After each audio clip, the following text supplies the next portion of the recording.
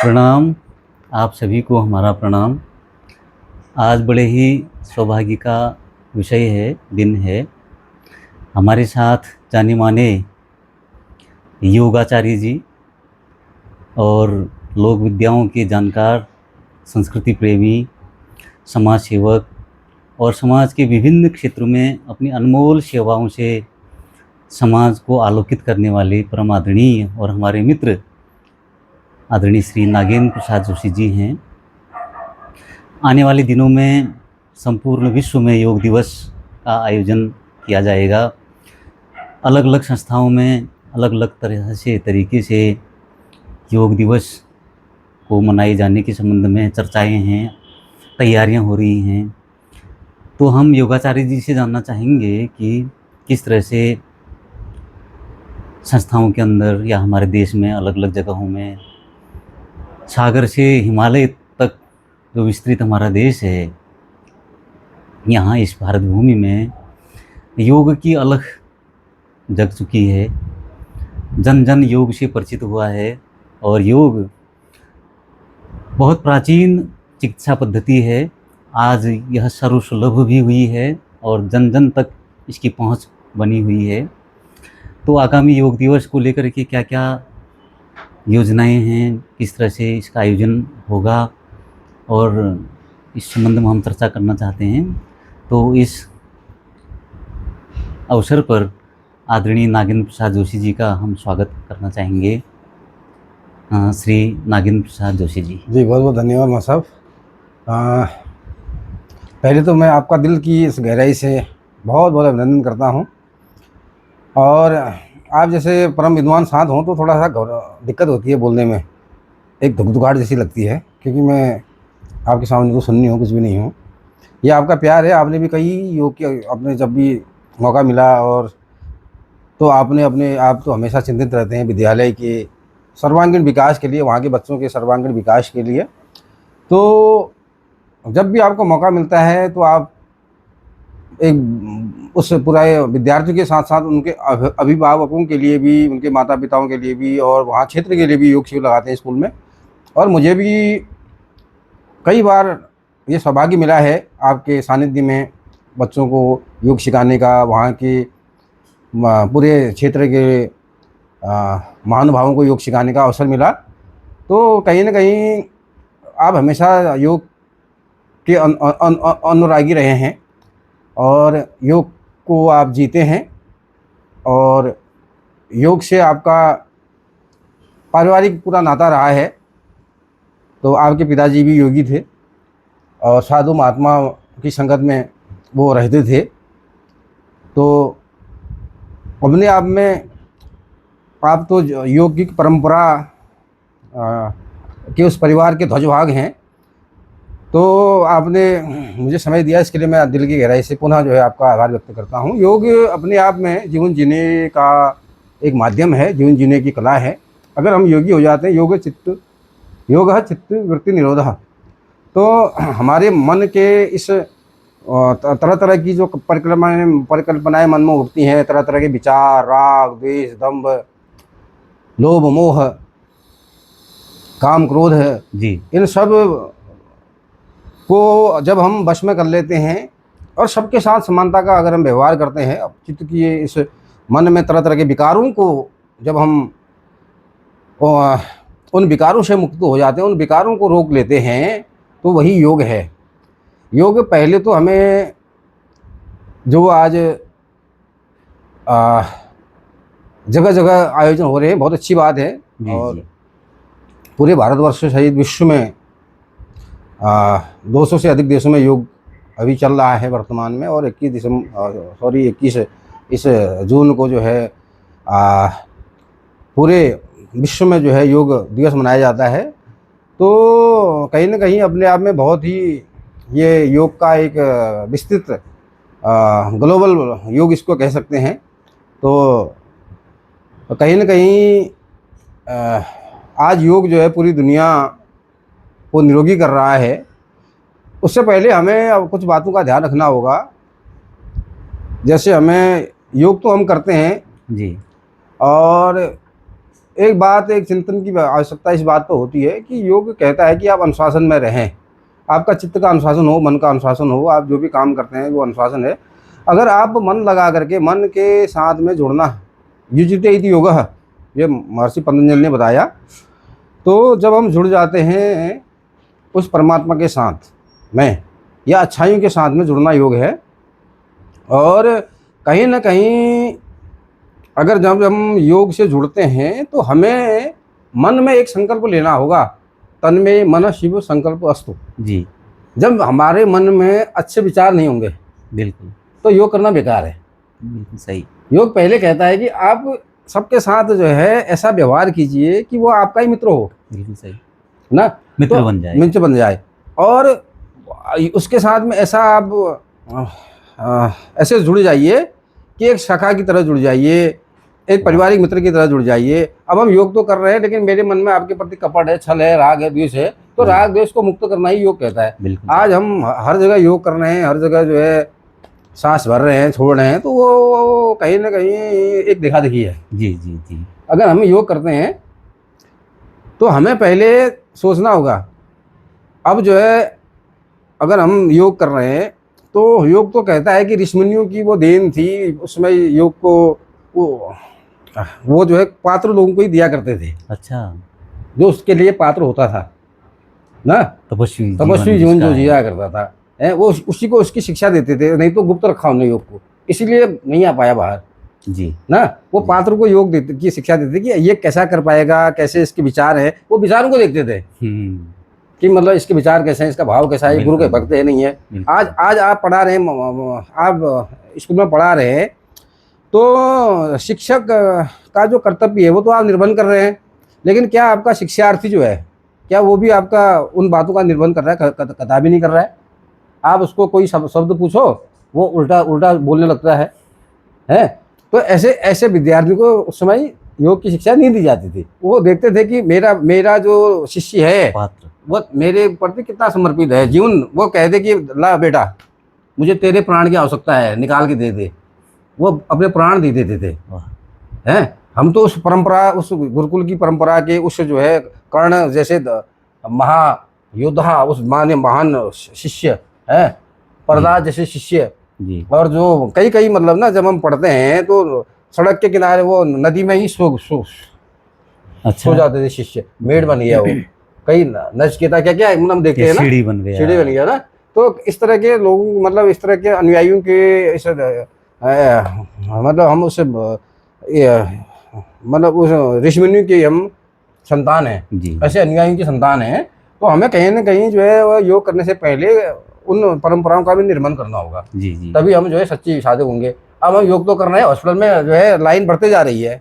बिल्कुल सही। अगर आप योग कर रहे हैं, योग तो कहता है तावत देहे नाहि मृत्यु यस्य प्राप्तम योगानियम शरीरम, जी। जिसने अपने शरीर को योग की के द्वारा प्राप्त कर लिया, उस अग्नि में भस्म कर लिया, उसके शरीर में तो मृत्यु नहीं है। फिर तावत देहे नाहि मृत्यु कहा गया, उसके शरीर में तो मौत ही नहीं है। यमराज को ही पूछना पड़ेगा उससे, सोचना पड़ेगा 10 बार कहाँ से इसको ले जाऊं मैं उठा के, हैं। और लेकिन योग सब करना है, जहाँ भी देखो गली गली में जो है, पार्क में बैठे कर रहे हैं। उसके बाद हॉस्पिटल में भीड़ बढ़ रही है, जी। तो कहीं ना कहीं चिंतनीय विषय है, तो कहीं ना कहीं मन हमारे सही नहीं है, जी। भाई योग हम कर रहे हैं, भी हॉस्पिटल में देखो, कहीं भी किसी भी अस्पताल में चले जाओ, आज अल्मोड़ा मेडिकल कॉलेज से देख लो, हल्द्वानी मेडिकल कॉलेज, प्राइवेट देख लो, डॉक्टर सबके यहाँ भीड़ क्यों है? फिर योग करने वाले को तो बीमारी नहीं होती, क्यों हो रही बीमारी? ये मैं एक प्रश्न मेरा ही है, जी जी जी। भाई जब उसने कहा भाई आज हर आदमी गली गली हर पार्क में सुबह देखे हो, सब जो है बैठ के बैठे, उसका क्या मतलब औचित्य है? जी भाई आप कर रहे हो योग,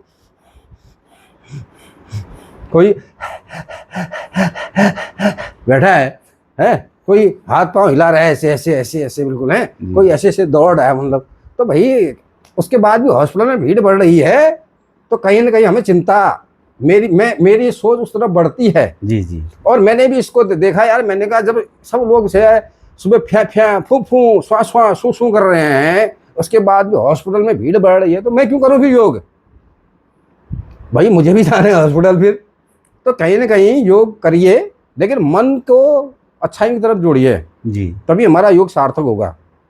लोभ मोह झूठ, ये परपंच, दूसरे का गला काटना, दूसरे की जेब काटना। में डाका डालना, जेब काटना, दूसरे की जमीन हड़पना है, बुरे कर्म करना, ये सब जो है विचार मेरे भीतर है। मैं योग कर रहा हूँ तो मैं योग साधक नहीं हूँ। जी। पहले मुझे अपने मन को, अपनी वृत्तियों पर संयम करना होगा, है, अपने विचारों पर हमें नियंत्रण करना होगा, बहुत सही। तब हम जो है योग करने के अधिकारी हैं। जी। इसलिए पहले साहब मैं तो कहूँगा, जब उसने कह दिया उसके शरीर तावत देह ना ही मृत्यु, उसके शरीर में तो मृत्यु नहीं है, फिर नहीं तुम है। हॉस्पिटल क्यों जा रहे हो? फिर जी। क्यों जा रहे हैं आप हॉस्पिटल, बताइए? सही। हम तो योग कर रहे हैं, हम तो योगी हैं भैया। बिल्कुल बिल्कुल। योग बल पर काहे फिरता मंदिर मस्जिद, काहे सरस्वर गुरुद्वारा। योगी तो कहता है कि काहे फिरता मंदिर मस्जिद, वो तो इस नोक पर भगवान शंकर को उठा लेता है, ये लिंग मुद्रा बनाता है, इसी पर भगवान शंकर को ले आता है योगी। वो कहीं नहीं जाता भगवान शंकर इस मुद्रा, ऐसे मुद्रा बनाएगा, ये लिंग मुद्रा है, और इस मुद्रा पर जो है भगवान शंकर का स्वरूप यहीं पर दिखेगा। वो जी जी। लिंग मुद्रा शरीर के लिए बहुत ही फायदेमंद है। लेकिन अब हम कहे काहे फिरता मंदिर मस्जिद, काहे सरस्वर गुरुद्वारा, तेरे भीतर जो बैठा है ब्रह्म नाम शब्द प्यारा, बिल्कुल। हम उसको सोहम सोहम, भगवान हमारे भीतर पैदा होते ही भेजता है सांस को, और हम इधर उधर भटक रहे हैं, लोगों का गला काट रहे हैं, लोगों के बुरे विचार कर रहे हैं। आपकी तरक्की को मैं देख नहीं पा रहा हूँ, आप आगे बढ़ के मेरे मन में कलुषित भावना पैदा होगी, राग पैदा हो गया, द्वेष पैदा हो गया, और योग कहता है इसको छोड़ो। राग और द्वेष को छोड़ना, ये द्वंद्व है हमारे शरीर के भीतर। तो ये द्वंद्व जो चीजें नहीं रह सकती। हाँ, ये द्वंद्व हमारे शरीर के भीतर रहेंगे तो योग नहीं हो सकता। तो हमें पहले तन को तो सम रगे, ये मैंने रंग दिया, मन को रगे न कोई, जो मन को रगे वही सच्चा योगी हो। यहाँ तो हम नाना प्रकार के, मैंने लाल पीले सब ओढ़ लिया, मन को नहीं रंगा मैंने, और योग कर रहा हूँ, बैठा हूँ। तो पहले मेरा मानना है वहाँ साहब, योग करिए, लेकिन मन के विचारों को नियंत्रण करिए, अच्छाइयों को पहले मन में लाइए, दुर्व्यसनों को, दुर्भावनाओं को दूर कीजिए, तब जो है योग जो है आपका सफल होगा। जी। अच्छा, बहुत अच्छी चर्चा हो रही है, आपने सही दिशा में चिंतन को व्यक्त किया है। योग की जो महनीय परंपरा है, अधिकांश लोग उससे परिचित होंगे, परिचित हैं, लेकिन जो आम जन है, आम जन योग को कैसे समझे या अपने जीवन को योग से कैसे जोड़े, क्योंकि आज भागम भाग भरी ज़िंदगी में लोगों के पास समय नहीं है, भोजन करने का समय नहीं है, तरह तरह की महत्वाकांक्षाएं और आवश्यकताएं उसको घेरी हुई हैं। तो ऐसे में आम जन योग से स्वयं को कैसे जोड़े, और आम जन के लिए योग क्या है, क्या उपयोगिता है उसके जीवन में? देखिए, बिल्कुल सही, बहुत सही आपने सवाल किया। आम जन जो भी आपने कहा, भौतिकतावाद बढ़ रहा है जी, दिखावा ज़्यादा बढ़ रहा है, देखा देखी में लोग भटक रहे हैं। तो आम जन जो भी हम कार्य करते हैं, अगर वो समर्पित भाव से करें, जो भी कहते हैं कि आपको किसी भी कार्य से जुड़ना, अगर हम समर्पित भाव से जुड़ जाए, मन से जुड़ जाए, कोई भी काम हम करें, अपना कोई भी काम घर गृहस्थी में हम चलाएं, अगर मन से चला रहे हैं, कोई तनाव नहीं है, कोई दबाव नहीं है, मन में इसके प्रति मतलब बोझ नहीं है जी, तो वो भी योग है। अच्छा, जब हम किसी चीज़ को मन से करते हैं, कोई भी काम अपना समझ के करते हैं जी, तो वो जो है योग है। आम जन जो भी काम कर रहे हैं, कर्म योग, लय योग है, आनंद योग है, जप योग है, कई योगों का वर्णन है जी। तो कर्म योग जब हम करते हैं, अपने मन को संयमित तरीके से, नियमित करके से, जो भी आम जन जो भी काम कर रहा है, ये जरूरी नहीं है कि हम जो है सुबह उछल कूद करें, ये करें। अब हम अगर आम जन घर में अगर सफाई भी कर रहा है तो वो भी योग है।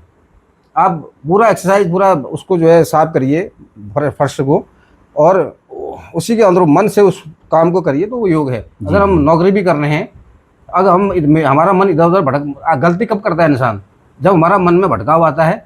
अगर हम सही तरीके से बैठे हैं, मन में कोई भटकाव नहीं है, मन में कोई हमारे इस तरह का कोई विचार मतलब विकार नहीं है, तो हम गलती करने की संभावना खत्म हो जाती है। अगर हम नौकरी भी कर रहे हैं तो बहुत बढ़िया तरीके से करें जी, बहुत अच्छे तरीके से करें, तो और मन में अपना समझ के करें, तो आम जनमानस का वही योग है जी। ये जरूरी नहीं है कि आप, हाँ, समय जब मिलता है आपको तो ठीक है, दौड़िए, कूदिए, भागिए, भगवान का भजन करिए, तो भगवान का भजन करना ही योग है, सबसे बड़ा योग है ना। भक्ति योगे सर्व योगे प्रधानम जी। तो आम जनमानस तो भक्ति योग करे, वहाँ आपका कल्याण तो होगा ही होगा, आपके परिवार का कल्याण होगा, आपके बच्चों का कल्याण होगा और जन समुदाय का कल्याण भी होगा। जी, जी। तो आम आम लोग जो भी करते हैं, जो आम जनमानस जो भी हम काम करें उसको दिल से करें, मन से करें और जुड़ से मन को जोड़ करके करें, भटकाव के साथ न करें, तो वही आम जन का योग है। योग है जी, बहुत सुंदर व्याख्या आपने योग की सरल सहज व्याख्या दी है।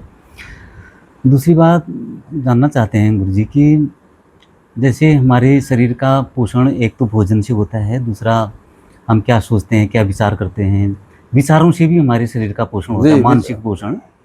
तो योग की जो जागी जैसी भावना जी हाँ, बिल्कुल सही।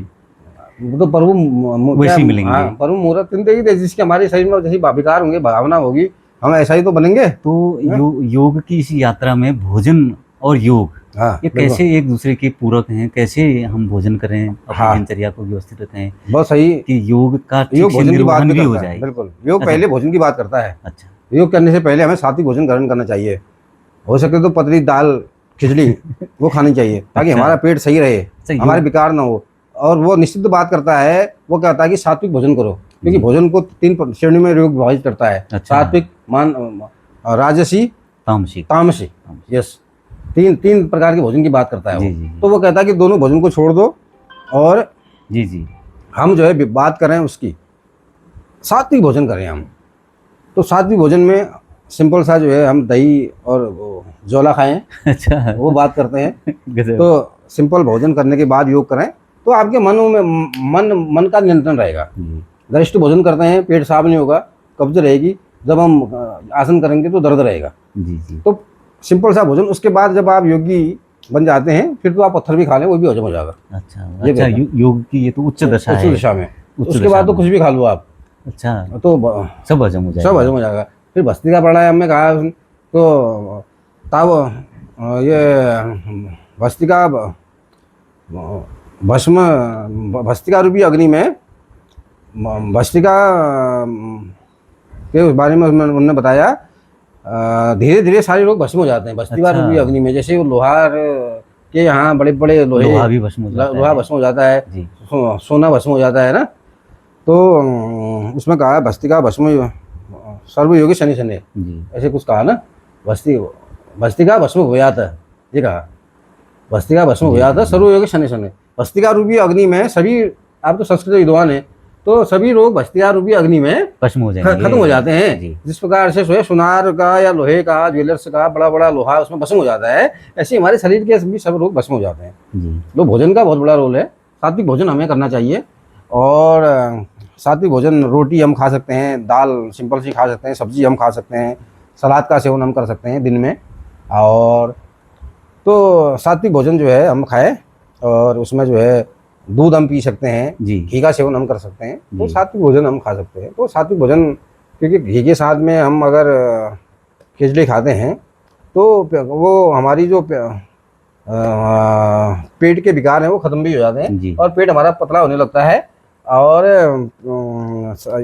योग के लिए हमारा शरीर उत्तम बनने लगता है। जी। तो सात्विक भोजन का बहुत बड़ा रोल योग में कहा गया है। जी। तो सभी को जो है पहले सात्विक भोजन करना चाहिए। ये नहीं कि हम मांस खा रहे हैं, मदिरा खा रहे हैं, मीट खा रहे हैं, दूसरे की हत्या कर रहे हैं, ये सब निषिद्ध बताया गया है, उसके बाद योग कर रहे हैं, तो कहीं ना कहीं हमें फिर वो फायदा नहीं देगा। जी, जी, जी। विचार अच्छे होने चाहिए, तो हमारे पहले जो है उसके बाद योग करना चाहिए।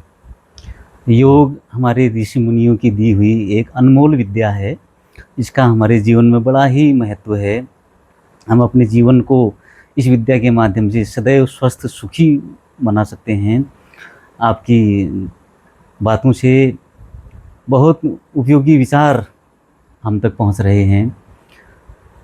आज मनुष्य चारों ओर से चिंताओं से घिरा हुआ है, उससे विभिन्न तरह का तनाव है, तरह तरह के विचार वह समाज से, सोशल मीडिया से या अपनी मित्र मंडली के माध्यम से वह ग्रहण करता है, उस तक विचार पहुंचते हैं। और जबकि हमारे मनीषी लोग कहा करते थे कि हमारे मन मस्तिष्क में चारों ओर से भद्र विचार, अच्छे अच्छे विचार आकर निवास किया करें, परंतु आज हमारा परिवेश और समाज ऐसा बन चुका है कि तरह तरह के विचारों का प्रसारण चारों ओर से होता जा रहा है, जिससे मनुष्य के विचार फिर कलुषित होते चले जाते हैं। मनुष्य अपने निजी विचारों में स्थिर नहीं रह पाता है, उसका मन चंचल होने लगता है। तो यहाँ पर योग विद्या कैसे हमारी मदद कर सकती है, यह जानना चाहेंगे गुरुदेव। जी, हमें पहले तो काफ़ी चीज़ें आपने कह दिया। जी तो पहले हमें अनुशासन के साथ में, जी। अतः योगा अनुशासन पहली उन्होंने बताया। पहली कोई भी, सीढ़ी। हाँ, पहली सीढ़ी उन्होंने बताई महर्षि पतंजलि ने, जब जी। योग शास्त्र लिखा, पतंजलि योग सूत्र जब लिखा, तो उन्होंने कहा कि योग अनुशासन में अगर हम रहते हैं, जो भी हम कार्य करते हैं वो मन से करें और बुरे विचारों का समावेश न करें, अच्छाइयों को जोड़ते चले जाएं, तो जब हमारे मन में इस तरह की, जैसे योगी कहता है, योगी को उसके लिए तो एक लंगोट ही काफ़ी है, एक लाठी काफ़ी है। जी, अच्छा, लाठी भी। एक लाठी, एक लंगोट, बस लाठी पकड़ के चलते रहे और लंगोट धारण करते रहे, ज़्यादा उसने अच्छा। नहीं बताया। मतलब उसके, मतलब योगी के लिए आज हम विलासिता जीवन जी रहे हैं, बड़े बड़े योगी जो है 4-4, 5-5 करोड़ की गाड़ी में घूम रहे हैं, तो वो फिर योगी उसको नहीं कह सकते हम। वो कहते हैं कि भाई आप जैसे तरक्की कर लिया आपने, तो मेरे मन में कहीं ना कहीं विचार आएंगे ना। मैं ये नहीं सोचूंगा यार उनने मेहनत की है, आपने वो मेहनत का फल मिला है आपको, आपने पूर्व जन्म में अच्छे कर्म किए हैं, उसका फल मिला आपको। आपके माता पिता ने अच्छे कर्म किए हैं, उनका जी। फल मिला आपको। जी। आपके दादा दादी ने अच्छे कर्म किए हैं, आपके उनसे पूर्वजों ने अच्छे कर्म किए हैं, पितृ लोगों ने अच्छे कर्म किए जी, हैं, उसका जी। फल मिला आपको। बिल्कुल, अब मैं बिल्कुल। कहूँगा नहीं, ये आगे बढ़ गए, आगे बढ़ गए, आगे बढ़ गए, तो फिर वो जो है मन को कलुषित करता है, मन में बुरे विकार लाता है। फिर हम योग कर रहे हैं तो वो नहीं है। हमें तो योगी को पहले क्या करना है, योगी को जो हो रहा है होने दो, अच्छा, चिंता नहीं करनी चिंता है। नहीं करनी है। आप अपना कर्म करते रहो, भोजन मिले या ना मिले, मिलेगा तो खा लो, नहीं तो वही सो जाओ। कहीं ना कहीं तो परमात्मा आपकी तरफ देखेगा, कभी न कभी तो आपकी तरफ भोजन की वो व्यवस्था करेगा। तो आप योग करते रहे, परमात्मा का चिंतन करते रहें।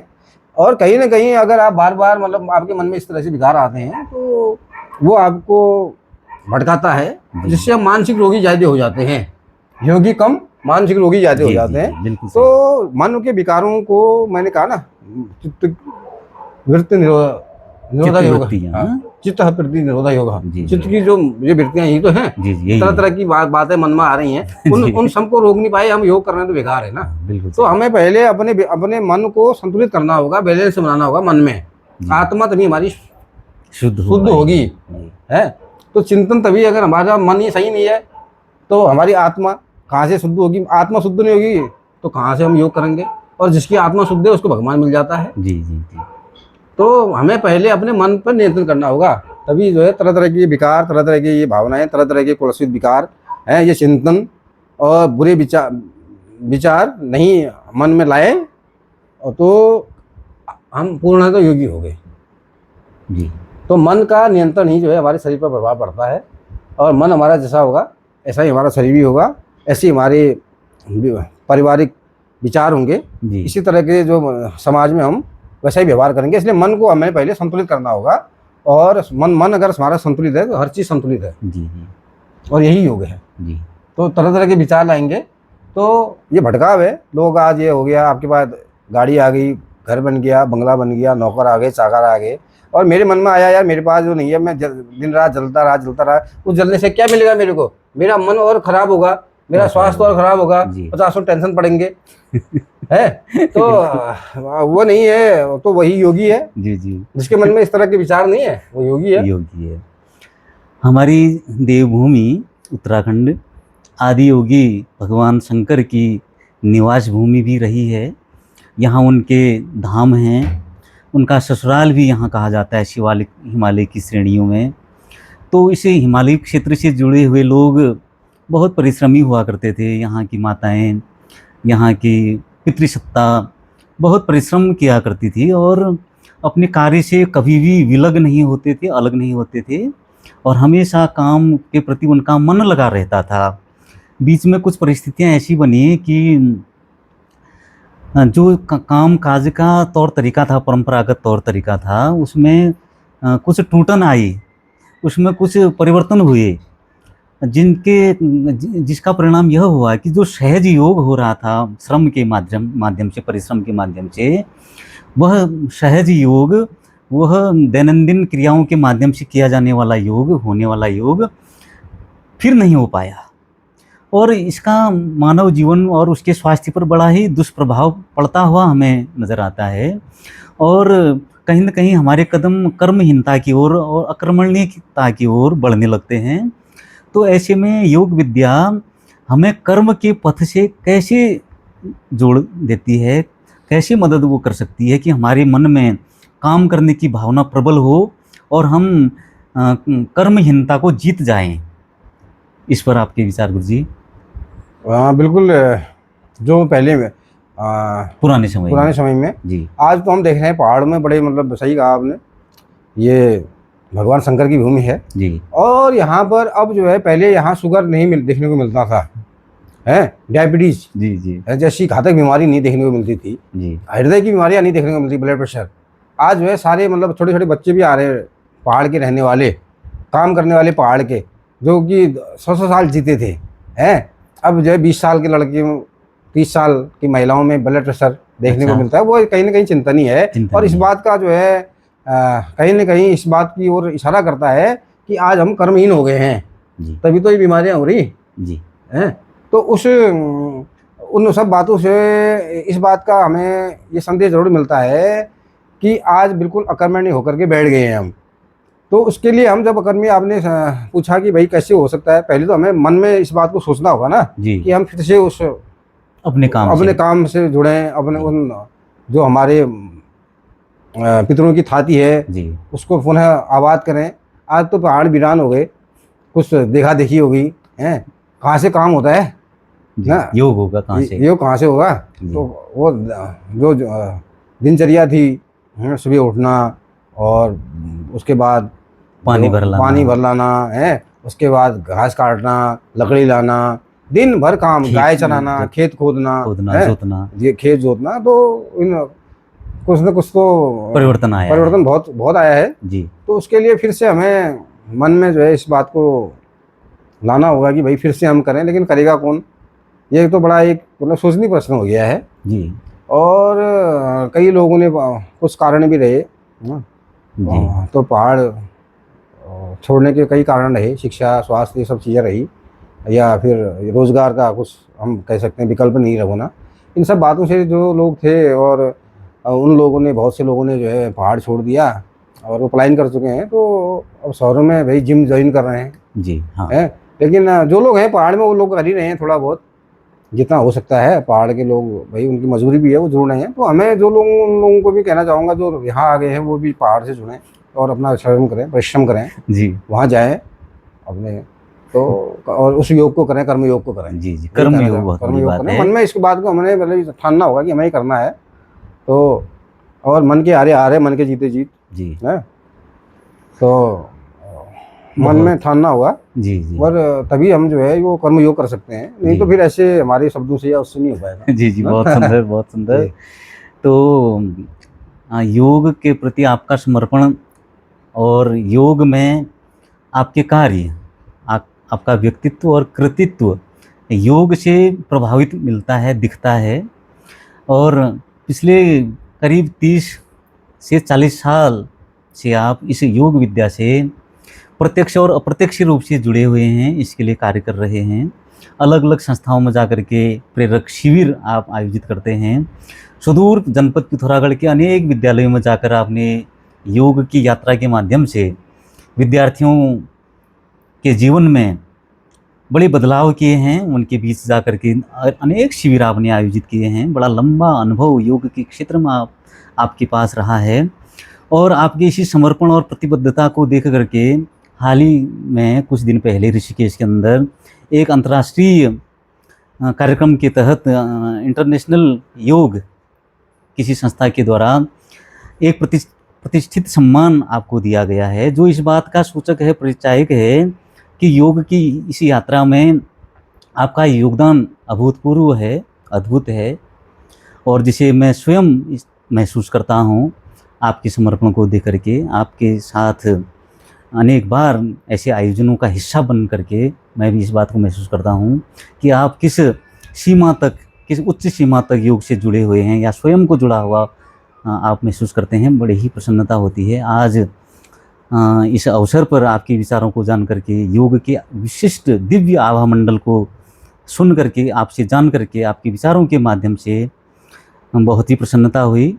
और आप इसी तरह चमकते रहें और अ, समाज को उत्तम स्वास्थ्य देते रहें, प्रदान करते रहें और हमारे समाज में अपनी महती भूमिका को निभाते रहें, यही कामना करेंगे। और आप स्वस्थ सुखी रहें, सानंद जीवन आपका होता रहे, आनंदमय जीवन आप व्यतीत करते रहें और योग की यह आभा, यह दिव्य आभा, यह चमक आपके मुखमंडल पर, आपके कार्य क्षेत्र में हमेशा बनी रहे। आपका बहुत बहुत धन्यवाद। फिर धन्यवाद साहब, आपने समय दिया और बहुत बहुत धन्यवाद आपका। जय देवभूमि। जय उत्तराखंड, जय शंकर भोलेनाथ।